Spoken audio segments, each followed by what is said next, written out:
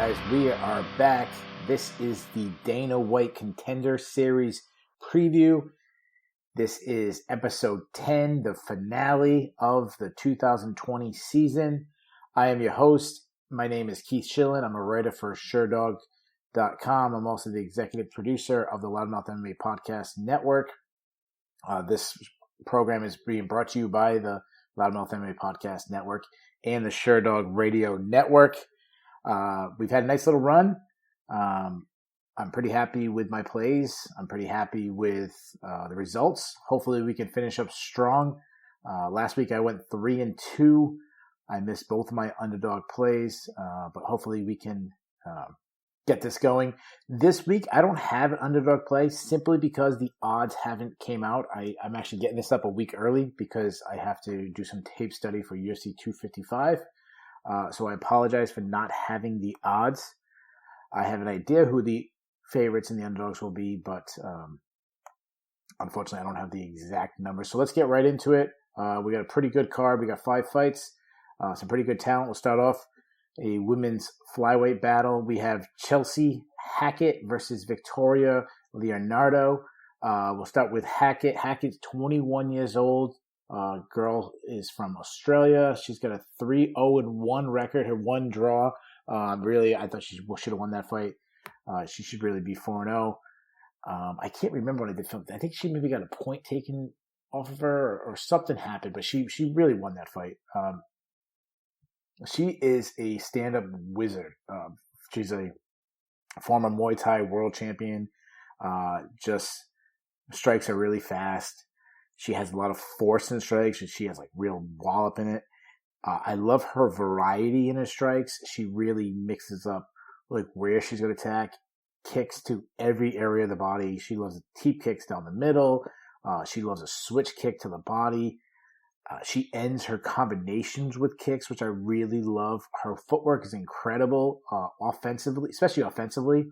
She does really well to attack and then cut an angle and then attack from a different side. So, for example, she'll come at her opponent, force her opponent to lift her hands. She'll do a little side step, boom, kick to the ribs, exposed rib, or right hand to an open angle. It's absolutely fantastic. Really good vision, so she kind of sees attacks coming, which is always something I say about the highest level of strikers. She'll throw an occasional spinning attack, spinning back kick to the body.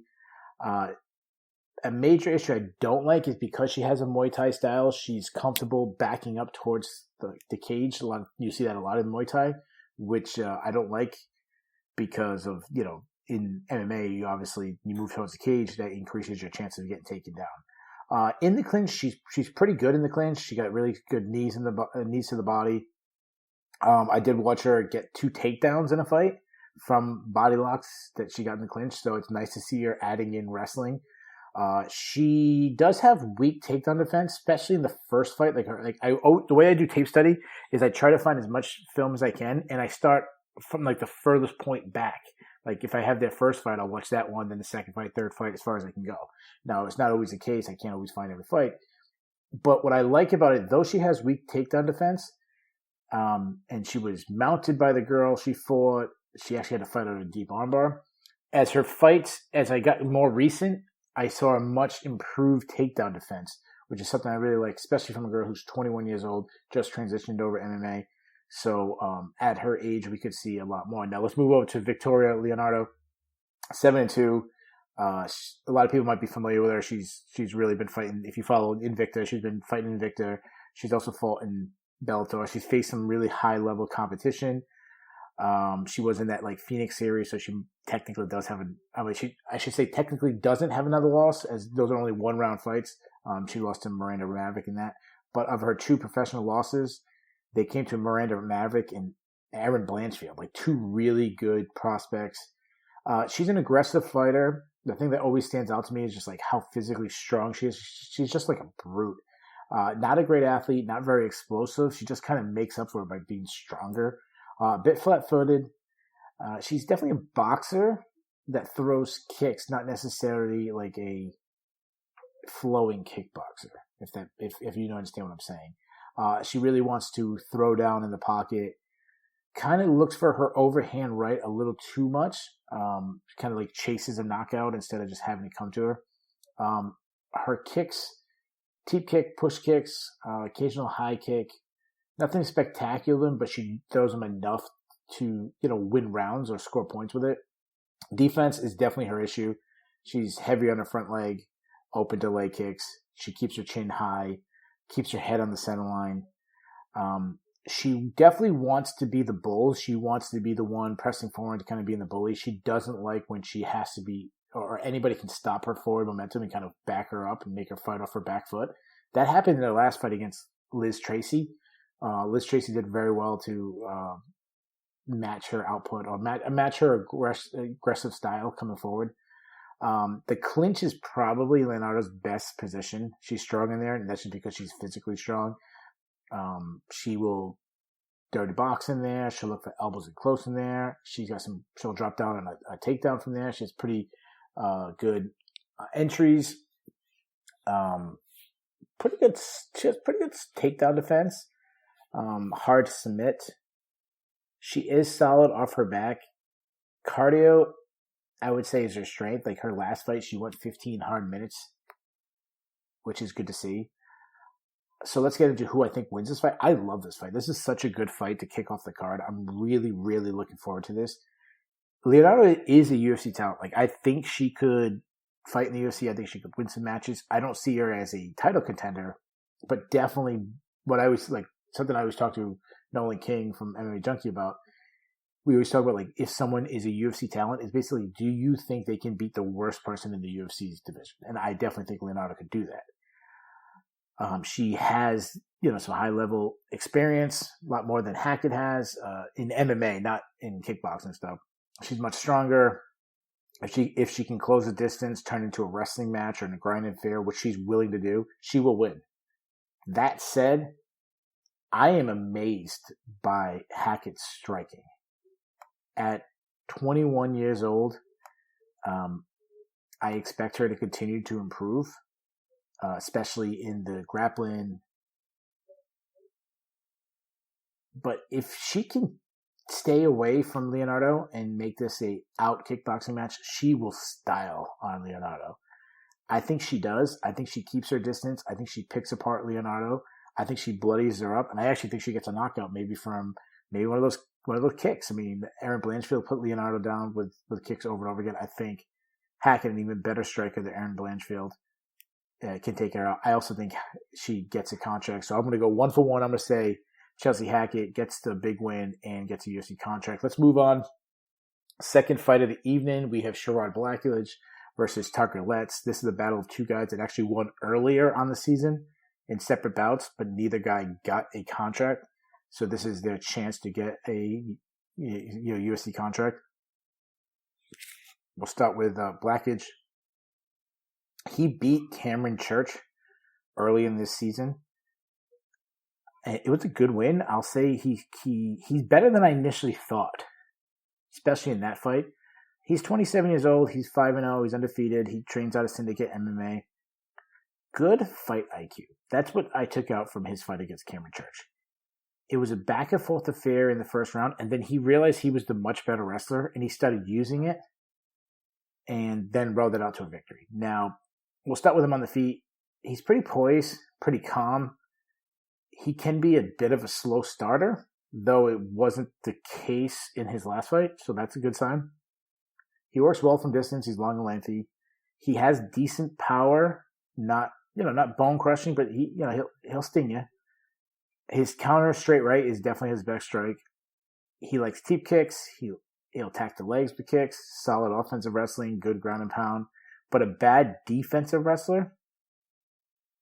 Move over to Taylor Lutz. Taylor Lutz, 26 years old. He's 8-0. He's 10-1 as a pro. He was 8-0 as an amateur. So altogether an 18-1 record. He's a Shogun Fights lightweight champion. He's a very aggressive pressure fighter, which is going to make this a really fun fight against Blackledge, a guy who's, we saw his fight against Cameron Church. It was a really fun affair. Both guys really pressing the action. Lutz is not very technical. He kind of marches forward. He's a bit flat-footed. He telegraphs a lot of his strikes because he loads up. He throws everything hard. He pulls his head straight. Even though he loads up, he pulls his head straight back, which will lose power. It's kind of the way of, I want to land a punch, but I don't want to get hit, so I pull back instead of dipping to the side how you should. So your weight is on like your front leg, and then you're exploding through a punch. He doesn't really do that. He kind of pulls back. He does make the mistake of squaring up. Like if he can land a shot and back you up, he'll get kind of aggressive to square up. He is physically strong, and we see that because, especially in his wrestling, where that's ultimately where he wants to get the fight he wants to get to the ground. He's got good takedowns, a very nice reactionary double, especially if you press forward back at him. Once the fight hits the ground, he'll stick on you like glue. He really looks for position of a submission. He's a true definition of a grinder. He'll take you down. He'll be willing to just sit in your guard and just let the clock go by. In the times I've seen him scramble and get put on his back, he does struggle to get back up. So if Blackledge can actually win the wrestling battles, Lutz will be in trouble. So let's get to the prediction. This is a really hard fight to pick. I think both guys showed enough in the last fight to show, they both have some promise. Blackledge is probably the better MMA fighter. He's more well-rounded. He has more avenues to victory. However, as weird as that sound, if I just said he's the better MMA fighter, I'm still taking Lutz. And the reason why I'm taking Lutz is he knows what he's good at, and that's his wrestling. And he has an advantage in that area that I think he will purposely go to try to expose. He's going to try to make this a wrestling match, not an MMA fight. And I think he wins that. So I say he lays and prays to a victory. This will lead him to be 2-0 in the Contender Series. He'll get a unanimous decision. That said, that's not what Dana's looking for. So I don't think Lutz, even though he goes 2-0 in the season, I don't think he gets a UFC contract. Now, he'll be one of those guys from now until the next Contender Series where if there's an opening and they need someone short notice, I definitely think he'll be a guy who might get a phone call that way. I just don't see him winning a UFC contract. Moving on, this is a fight that was supposed to happen 2 weeks ago, but did not happen because Gloria Paula didn't, I think either she tested positive, someone in her camp tested positive for COVID. She's taken on Pauline Macias. Paulina Macias is undefeated as a pro and an Ami. She's 4-0. Very highly decorated judokan. She was a national champion in judo. She's actually trained under Ronda Rousey for a time. She now trains with Factor X. She had one fight where I thought she was losing the fight, but she won when her opponent kept throwing up. Like her opponent threw up once. That actually didn't stop the fight. Then threw up a second time, and she got one. So that's one of her 4 wins. She's a southpaw. She's a little uncomfortable on her feet. Keeps her chin high. Pulls her head straight back, similar to what I just talked about. Lutz. She'll back straight up instead of cutting angles. She drops her hands. She does have good power though, because she's a good athlete. You see that if you're familiar with judo, a lot of push and pulling, a lot of back strength because of that. She does have that power. I know she broke one of her opponent's jaws with a punch. Decent kicks. Probably her best strike is her kicks. She does throw one strike at a time and has had very low output. I think that's because of her lack of confidence in the striking. However, she gets to the clinch. I mean, this is her world. Great throws, great trips. She does have also wrestling. Like she's not just a joker who needs to go up a body. She will shoot in double legs, single legs, good in transition, good back takes. Like if she gets the fight to the ground, she's going to have a good advantage. Now, most movers is DePaulo, 25 years old. She's 4-2. She's light on her feet. She's a high volume striker, throws combinations, has fast hands. She's long, lengthy, long jab, throws straight punches down the pipe. She's got a very accurate right hand, nice kicks. She does kind of pillar a little bit, kind of hide behind her punches. I don't like that. She has a strong Muay Thai plum clinch, knees in the body, will sneak in a takedown from there, though she is a weak defensive wrestler. I saw her one fight where she was headlocked and, she got thrown down by the head and arm throw, which is not a good sign.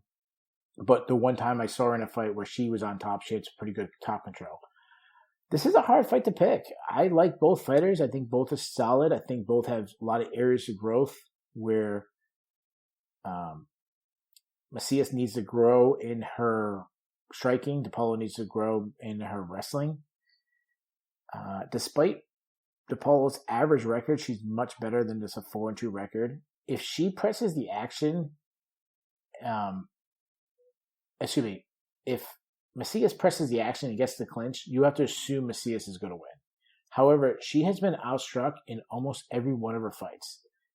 She sits back a little too much and lets the other girls get off. I think I think she's trying so hard to be a mixed martial artist that she forgets that like you don't have to abandon your judo. Like I think she's thinking like, okay, I got to show some stand up, I got to show some wrestling, I got to show some kicks. She's got to do everything, and I don't like that.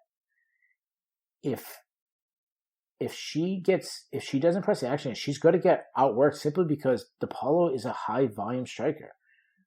And I haven't seen enough from Macias to make me believe that she's going to close the distance quickly. So I could see her getting behind and kind of running out of time. So give me DePaulo. I don't have the odds, but I'm assuming she's going to be an underdog. But give me DePaulo. I'm going to take it by unanimous decision. And I also think DePaulo gets a UFC contract because I think she's action enough. She has enough action that Dana White's going to like that. Moving on, we got a battle, the fourth fight of the night. JP Buys versus Jacob Silva. These are two veterans of the Contender Series going at it. Buys, 24 years old. He's from South Africa, though he trains in Dallas with Fortis MMA. Used to train at Team Alpha Male. He is the husband of Cheyenne Buys, who got a UFC contract on this season a couple months ago. He does have an 8-2 record. Of those two losses, he avenged one of those losses, and the other one was the loss to Joby Sanchez in the 2018 season of the Contender Series. Since the loss to Joby Sanchez, he has won all 4 fights. One of his wins was a DQ with his opponent hitting him with an illegal elbow, I believe, in the back of the head. And the opponent believed he was faking, thought he could continue on. This led to a brawl, a post-fight brawl between the two opposing teams. It was really fun. Check that out. Buys is an LFA veteran. He's very physically strong. He's your classic wrestle boxer. He is a little stiff on the feet, but he makes up for it by having nice pop. He switches stances. He is a pocket boxer. Like he wants to get in that mid-range. He keeps his hands low. He keeps his chin high, which you don't like. But I do like that he adds in kicks. He actually has a pretty good high kick. He kind of hides it behind his strikes, kind of throws it in, kind of similar to what Robert Whittaker does. He doesn't check leg kicks, though. All that about his stand-up, I got to get to his wrestling. This guy's an elite wrestler. Yeah, I mean, he competed in the World Championship. He's that good. Like, his fight against Joby Sanchez in the Contender Series, he suplexed Joby Sanchez. Really good in scrambles. Though I have been surprised that he's been taken down by some people not as decorated wrestling as he is. So that's surprising. Though if he does get you down, very good top control, very good ground and pound. Cardio is an issue, though. I watched one fight. Yeah, he was slowing down the fight against the guy that he got in the post-fight brawl. He really slowed down. Gazmat Magomedov was the fight that he really slowed down. Also, Joby Sanchez, like he was beating Joby Sanchez. He won the first round. He really slowed down, gassed out, and lost it. Let's move to Jacob Silva. Jacob Silva, 32 years old. He's got 6-3 record. He fought this season of the Contender Series. He lost to Jeff Molina. He's a good athlete.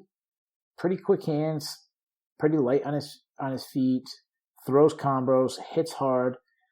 He throws a lot of power shots, a lot of hooks, looking to end the fight with one punch.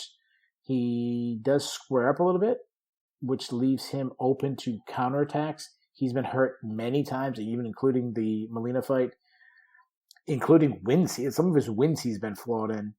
He does mix and kicks well with his strikes, so I like that, though he doesn't check kicks well, which seems... I'm starting to think maybe I'm a little hard on fighters when it comes to checking kicks. I feel like I say that about almost every fighter. The negative about Silva, he's a weak offensive and defensive wrestler. To make matters worse, he'll often look to jump on a guillotine instead of sprawling when an opponent shoots on him. If the fight hits the ground, he's not too bad there. He's pretty flexible. He's hard to submit, and he got some BJJ skills himself, though he does do that classic play BJJ where he's looking to sweep or he's looking to throw up a triangle or armbar instead of like trying to, kick off, get up to his feet, trying to rush to his feet. He's not him. He likes to play the jiu-jitsu game. So let's get a prediction. I like Baez. I think he can match Silva's athleticism, and then he just has a huge gap in the wrestling. I expect Baez to take Silva down, to batter him on the ground. I think he gets a stoppage, say, the second round. I think this gets him a UFC contract.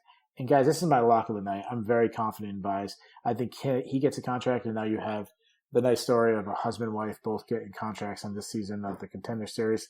Let's move on. The main event. We got Nick Maximov versus Oscar Ivan Cota. This is the fight I'm least excited about, which is kind of sad that this is the fight that's going to, headline the card, headline the finale, ending up the season, because I'm not that high on either guy. We'll start with Maximov. He's 22 years old.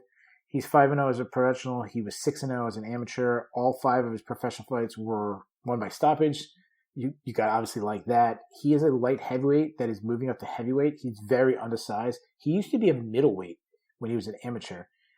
He has not fought at heavyweight as a professional. I saw an interview that James Lynch did with him, and he basically said that this was the fight. He was originally offered a light heavyweight. That fight fell through. They offered Cota, and he just jumped at the opportunity. I don't like that he's, he didn't want to be a heavyweight. That wasn't the thought. He just kind of took it. Maximov is a veteran of LFA, which you got to like that. He's a student of the Diaz brothers. Let's get to his skill set. He is extremely uncomfortable on his feet. He drops his hands. He also kind of does the pillaring instead of, head movement. He's been tagged. He tries to get the fight to the ground as soon as possible because he's not comfortable on the feet. But also because he's a legit BJJ threat. This guy has competed in a lot of grappling tournaments, a lot of grappling competitions, combat BJJ, submission on the ground. He is relentless to get the fight to the ground. Though I'm not crazy about his entries. Like, he's not an elite. He's not a wrestler. Like, he's not a strong wrestler. He's not elite, but he will, dive on the leg. He'll run the pipe or something like that to get the fight to the ground. He gets to the ground. He's got good back tags. If a scramble pursues, he ends up on bottom. He can get submission off the bottom. I watched one fight, though. Like, even though he dominated the fight on the ground, he was breathing pretty hard, so I don't like that. Moving over to Cota. Cota was supposed to fight Jared Vandery like 2 weeks ago, but he also got COVID, so he got moved to this fight. Mexican guy from Mexico. He's 36 years old. He's got an 11-2 record, though his record's a little padded as he faced some really low-level competition. He has competed in Combates America. I think his last fight was in Combates America, so that's good. He uses pretty good movement for a heavyweight. He's surprisingly fast, especially when you look at his physique. Like, he's not Alistair Overeem. He's kind of like a little bit of a punch ball. He does have hard leg kicks, big power. He can be a little sloppy. He can just kind of stand his ground and throw. He drops his hands. He lacks head movement. But he's not one-dimensional. He will sneak in a takedown, and it's actually something he looks for a lot. And he's hard to take down when people have tried to take him down. He has a BJJ purple belt, though he shouldn't be a match for Maximov if the fight goes to the ground. But if he's on top, he could be, because he has some pretty good ground and pound. So let's get the prediction. Both these guys are not very good, at least at this point. Now, Cota's 36, so there's not as much, you can't get too excited about him, but Maximov's 22, so you can expect some improvements at that age. That said, I don't think either one of these guys is ready for the UFC. I really want to pick Cota. He's bigger. He hits harder. He's more well-rounded. I could see him landing a big shot. I didn't make a decision who I was picking to like 1 minute before recording. That shows you how, my lack of confidence in this fight. That said, I'm going to take Maximov because I liked what he said in the James Lynch interview. He talked about pressing a wrestling pace, like coming out there and looking for a takedown, pressing the action. I like that. That's his best avenue. I think he'll eventually tire Cota out. I think he'll get a couple takedowns, and I think he'll finally get a submission probably in the second round. But I expect it to be a very laboring fight. I expect both guys to look very tired. I think it's going to be a little sloppy. And because of that, I think the UFC brass will see that he's not ready for UFC, so I do not give him a UFC contract. So just to recap, guys, I give you my 5 fights. I have Chelsea Hackett beating Victoria Leonardo. I think Hackett gets a UFC contract. I have Tucker Lutz beating Sherrard Blackledge, but I do not believe he gets a UFC contract. I have Gloria DePaulo beating Pauline Macias. I believe DePaulo gets a UFC contract. I have JP Buys beating Jacob Silva. I have him getting a UFC contract. And finally, in the main event, I got Nick Maximov submitting Oscar Ivan Cota, but I do not believe he gets a UFC contract. So there it is, guys. It's been 10 weeks. I have previewed every single fight. I don't know what my overall record. I should have probably kept track. I think it's pretty good record. Not perfect by any means, but I was pretty proud of my record this year. This is the 4th season of the Contender Series. I have previewed it 3 years. But I did not do the 2017 season, but I started in 2018. I previewed it in writing for Fansided. Once I left Fansided and went to Sherdog, I did it in writing for Sherdog, the 2019 season. But finally, when I really kind of took over the Sherdog Radio Network and some of the stuff we're doing on that, we decided to make it a podcast, and that's where it is. I just say all this because I just think anybody who's listened to any of my previews, I really appreciate it. I spent a lot of hard work. I hope you guys can tell that I do a lot of tape study on this. But I appreciate, all the kind words. A lot of people have reached out to me over these 10 weeks, say they really like it. So it really kind of motivates me to continue doing this. So I just want to say thank you. I'm wrapping this up, guys. Reach out to me on Twitter. My handle is at Keith Shillan MMA. I'll spell it for you. It's at KeithShillan MMA. Hit me up on that. Tell me who you're picking. Tell me what I got right, what I got wrong. And I hope you guys enjoy the fights.